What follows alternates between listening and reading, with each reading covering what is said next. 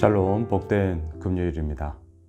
오늘은 스가랴 14장 12절로 21절의 말씀, 여호와께 성결, 이 제목으로 마지막 스가랴서 묵상 나누고자 합니다. 우리는 스가랴 14장까지 줄기차게 달려왔습니다. 그리고 어제, 오늘 이제 마지막 14장을 두 번에 걸쳐 보고 있습니다. 전체적인 문맥의 흐름이 무엇입니까? 어제 말씀의 제목, 천하의 왕. 하나님은 천하의 왕이 되어 주시사 이스라엘을 향한 하나님의 그 크신 역사하심, 무엇보다 회복과 단 다시금 시작하게 하시는 그 하나님의 이루심이 어떻게 펼쳐지는지를 우리에게 보여주고 계십니다. 여러분, 오늘 본문 20절을 먼저 보십시오. 그 날에는 말 방울에까지 여호와께 성결이라 기록될 것이라. 여호와의 전에 있는 모든 솥이 제단 앞 주발과 다름이 없을 것이니. 자, 그림 언어예요. 그날은 언제예요? 하나님이 천하의 왕이 되시리니. 이미 하나님은 만왕의 왕이시죠. 만주의 주가 되시죠. 하지만 우리가 그 하나님 앞에 엎드리지 않아 우리가 하나님을 떠남으로 인하여서 그 천하의 왕 되시는 하나님 앞에 서지 못했기 때문 아니겠습니까? 그래서 천하의 왕이 되시리니, 이미 천하의 왕이심에도 불구하고 되시리니라는 표현을 통하여서 우리가 그 하나님 앞에 엎드리게 될 것이다. 이것을 말해주고 있는 것이죠. 바로 그날에 어떠한 일이 벌어집니까? 말 발굽에까지 여호와의 성결이라 할 것이다. 무엇을 이야기하는 것입니까? 하나님 앞에 성결함, 그 어떤 불순물도 없는 나의 모든 삶의 그러한 죄악됨과 연약함의 이야기를 회개하고 제거하고 하나님 앞에 온전히 서고자 하는 그 모든 모습들이 시간과 공간의 제한 없이 그 어느 곳에서든지 그렇게 성결함으로 나아가겠습니다 라는 모습으로 바뀌어진다는 거예요. 어디까지요? 말 발굽에까지. 예루살렘 성전 안에서만의 성결함이 아닙니다.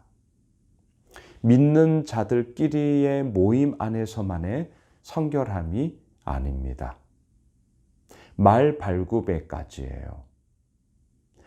우리 가정으로, 우리의 일터로, 그 누구를 만나든지, 그 어느 곳을 가든지 말 발굽에까지 여호와께 성결이라. 이게 오늘 본문의 결론입니다. 자, 모든 곳에 어디를 가든지 누구를 만나든지 여호와께 성결이에요. 그러니 어떤 일이 벌어지겠습니까? 21절을 보셔요. 예루살렘과 유다의 모든 솥이 만군의 여호와의 성물이 될 것인즉. 자, 우선 여기서 끊어보시죠. 여러분, 솥단지예요. 솥단지. 솥단지는 무엇을 의미합니까? 주방. 그 주방 가운데서도 우리 솥단지로 뭐 해요? 큰 솥단지 가지고 국도 끓이고 아니면 밥도 하고 뭐 그렇죠. 지극히 우리들의 일상 가운데 사용되어지는, 특별히 솥 없어서는 안 돼요. 그것으로 우리가 먹을 수 있기 때문이죠. 우리의 일상, 우리의 기본적인 생존, 이것 가운데 거하는 그 솥의 이야기 속에서도 어때요? 여호와, 만군의 여호와의 성물, 거룩한 물건이 될 것인즉. 그만큼 모든 삶의 모습 속에 여호와께 성결함이 되었구나. 이걸 지금 우리에게 말해주고 있는 것이죠. 계속 보십시오. 제사 드리는 자가 와서 이 솥을 가져다가 그것으로 고기를 삶으리라. 그날에는 만군의 여호와의 전에 가나안 사람이 다시 있지 아니하리라.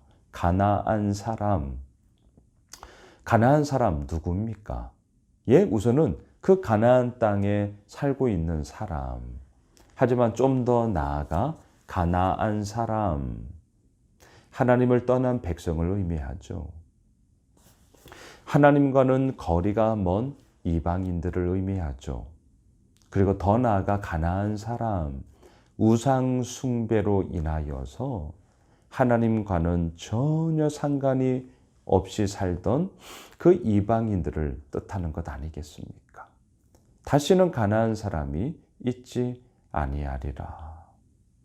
여러분, 오늘 이 스가랴서를 마치면서 저는 20절과 21절 이 하나님의 이루어 나아가시는 그 놀라운 이야기, 말 발굽에까지 여호와께 성결이라. 또한 뭐예요? 예루살렘과 유다의 모든 소치, 일상 가운데 우리가 먹고 사는 그 모든 문제까지, 그 모든 사용되어지는 우리들의 일상이 만군의 여호와의 거룩한 물건이 될 것이다. 성물이 될 것이다.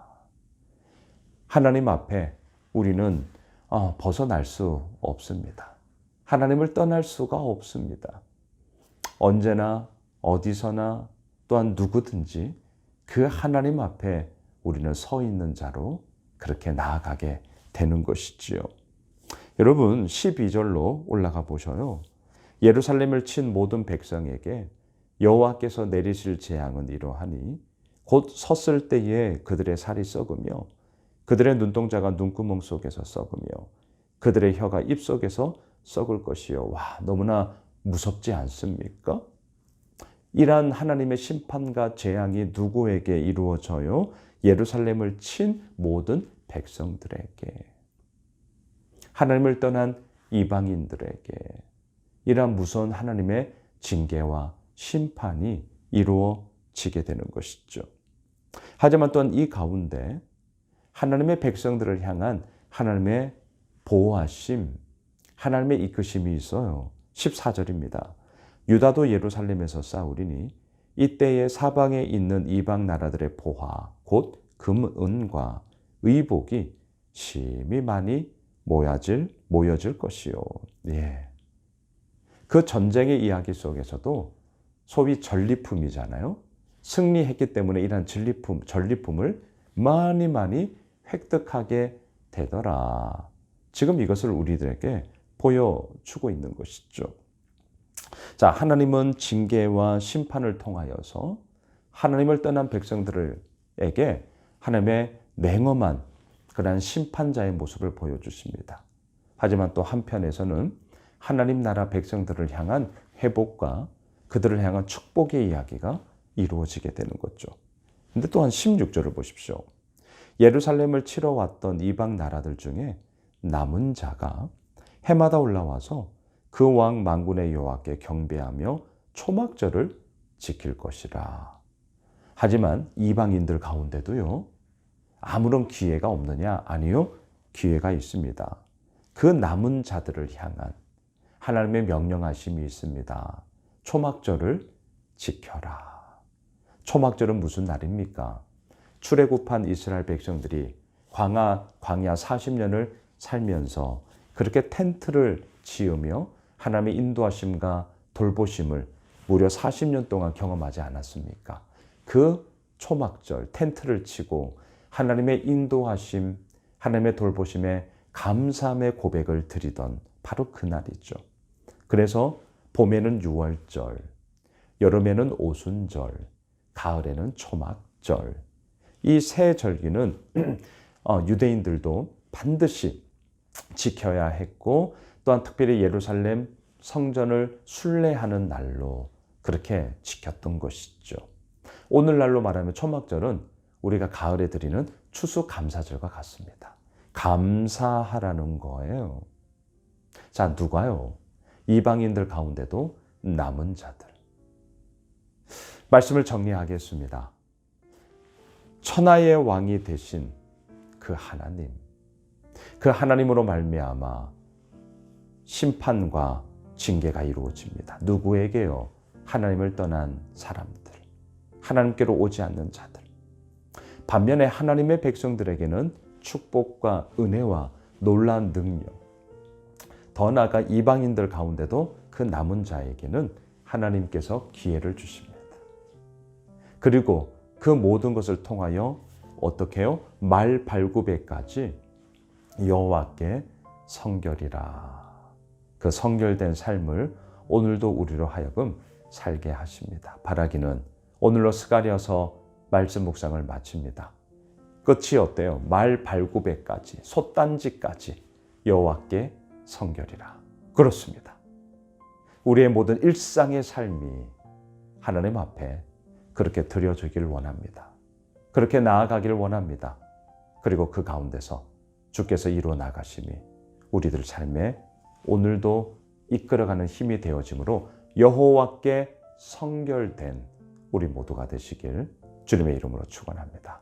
기도하겠습니다. 주님, 여호와께 성결함, 주님의 이루어 나아가심과 아버지의 역사하심 가운데 오늘도 온전히 거합니다. 여호와께 성결한 자로 서겠습니다. 주여, 우리를 사용하여 주옵소서. 예수님의 이름으로 기도드리옵나이다. 아멘. 오늘 말씀 붙잡고요. 그리고 어제 우리 구은영 집사님, 친정아버님이 하나님의 부르심을 받아 우리 믿음의 가족들과 위로 예배 다녀왔는데 오늘 이제 장례가 마치게 되어집니다. 계속해서 그 가족들과 유족들을 위해서 많이 위로해 주시고요. 기도해 주시고요. 또한 오는 주일 4월 30일 한마음 축제를 위해서도 기도해 주십시오. 계속해서 함께 기도하겠습니다.